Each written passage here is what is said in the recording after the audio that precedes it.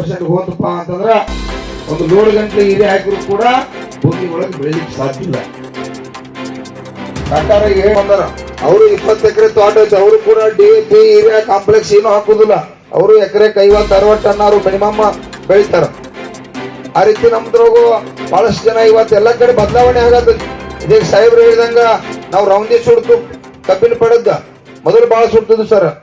ಸುಮಾರು 75% ಎಲ್ಲ ಜನ ಸುಧಾರಣೆಗಾರ, ಇನ್ನೊಂದು 20% ಜನ ಸುಡ್ತಾರ. ರೌಂದಿಯನ್ನ ಸುಡ್ಲೇಬಾರ್ದು, ಅದ್ರ ಅವಶ್ಯಕತೆ ಇಲ್ಲ. ಅದನ್ನ ಆ ಭೂಮಿಗೆ ಸಾಕಷ್ಟು ಫಲವತ್ತತೆ ಆಗ್ತಕ್ಕಂಥ ಗೊಬ್ಬರ ಆಗ್ತದೆ. ಅದೆಲ್ಲ ಕೂಡ ಜ್ಞಾನ ಐತಿ. ಮತ್ತೆ ಯಾರು ಸುಡ್ತಿರಪ್ಪ ಅಂದ್ರೆ ಹೇಳುದ ನಮ್ಮ ಸ್ವಂತ ತಾಯಿನ ಉರಿ ಹಚ್ಚಿದಂಗ. ಅದನ್ನ ಜನರಿಗೆ ಕಸ ನಮ್ದು ಏನಾಗೈತ್ರಿ ಸರ, ಈ ಕಸ ಸಂಬಂಧ ಸುಡ್ತಾರ ಇವ್ರು. ಕಸ ಬಾಳ ಹೇಳ್ತೈತಿ ಅಂತ ಹೇಳೋದು ಕಲ್ಪನಾ ಆಯ್ತು. ಕಸ ಹೇಳೋದಕ್ಕಿಂತ ಅದನ್ನ ತಾವ ಅಲ್ಲೇ ಬಿಟ್ಟರು ಕೂಡ ಕಸ ಹೆಚ್ಚಿನ ಪ್ರಮಾಣದಾಗ ಹೇಳುದಿಲ್ಲ. ದಯವಿಟ್ಟು ತಾವೆಲ್ಲರೂ ರೈತರ ಸುಧಾರಣೆ ಮಾಡ್ರಿ.